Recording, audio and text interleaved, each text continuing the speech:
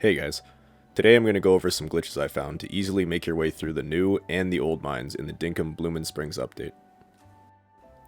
I'm going to start in the old mines here, just to show you that it'll work on both levels and how best to use it. You'll notice that I have 3 vehicles in my inventory right now, the wheelbarrow, the helicopter, and the motorcycle, and I'll be showing you how to use all 3 of these to clip through the walls in the mines. Using these glitches, the helicopter can get a lot done in the mines, though it is a late game item costing 3 million dinks to craft. The wheelbarrow, on the other hand, only costing 30k at John's Goods, is an excellent alternative to getting through the temple walls in the mines. Quick side note, I prefer to use the builder's camera well in the mines. This gives the player a more top-down dungeon crawler style view. This will especially be helpful in the helicopter. To switch between the builder's camera and the regular camera, the default keybind is Z. First off, I'm going to demonstrate the helicopter glitch. This works by squeezing the helicopter's large hitbox into areas that it would not normally fit. Widthwise, the helicopter is only about 1 unit wide, but lengthwise it's over 2 units, meaning that if you fly a helicopter through a 1 wide hallway like this, and turn as you're flying through it, the helicopter will no longer fit the area and start colliding with the walls.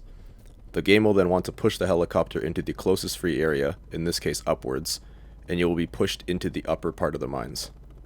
I've noticed that it's best to try and keep some forward momentum while doing this glitch, or the helicopter will just fall to the ground instead of clipping upwards into the mines. From here you can fly around freely looking for temples or rubies, completely ignoring enemies and walls as you do it. Once you've found a temple, you can simply descend into it and break the helicopter. After you've looted the temple, go ahead and find a wall without any obstructions behind it. From here you'll want to approach the wall and place the helicopter halfway inside the wall, using that little arrow icon to make sure the helicopter is facing inside the temple. This is important, as if you face the helicopter outside of the temple, the drive prompt will not show up and you won't be able to mount the helicopter. Once you're on, simply rotate left or right, and you should be squeezed outside of the temple walls. Now I'll demonstrate the wheelbarrow glitch, which is more or less the same. Start by approaching an open wall and placing the wheelbarrow halfway inside the wall. This time you'll want to make sure the wheelbarrow is facing the direction you're going to travel. This is so that the handles are exposed and the drive prompt can appear. In this case, I'm driving into the temple, so I have the arrow facing inside the temple. Then of course just start driving the wheelbarrow and walk forward.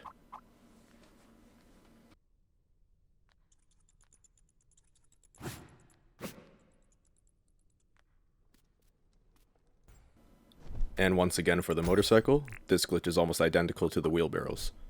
Place the motorcycle halfway into the wall facing the direction you want to go, mount the motorbike, and drive forward.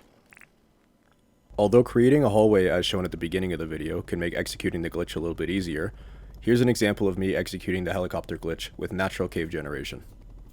I'm going to fly around until I find an opening between 2 pillars that is 1 unit wide. This way, as I'm flying through it, I can attempt to turn my helicopter to the side, hoping that its long hitbox will collide with the walls and push me upwards.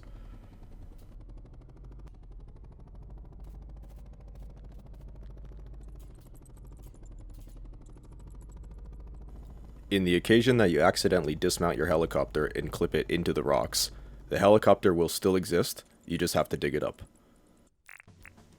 Use the icon on the map to help locate your helicopter, and then dig through the rocks until you find it.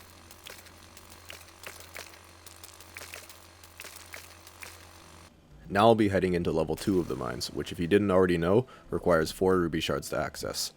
Each ruby when broken drops 3 ruby shards, so you'll need to find 2 of these guys. Make sure you bring lots of food this time around, as this level of the mines can be very dangerous even while using glitches.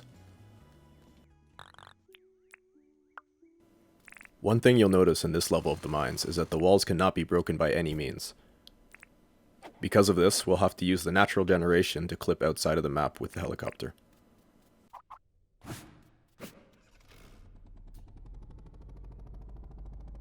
Here's an example of me not keeping enough forward momentum while executing the glitch, and having the helicopter fall right back to the ground. I've noticed that in level 2 of the mines, the temples appear much more frequently than level 1. You shouldn't have to search for too long before finding one.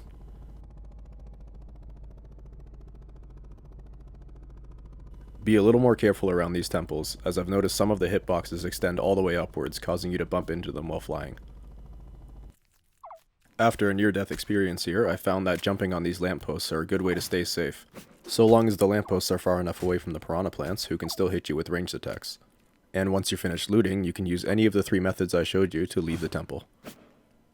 I've noticed that these level 2 temple walls can be a little bit finicky when using the wheelbarrow. Just make sure you wiggle left and right enough and you will eventually make your way out.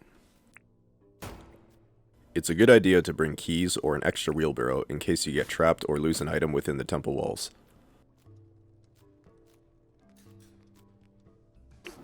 Hopefully you found these glitches useful. I would recommend using them if you're an endgame player. However, if you're just starting out, playing through the mines normally can be a lot of fun.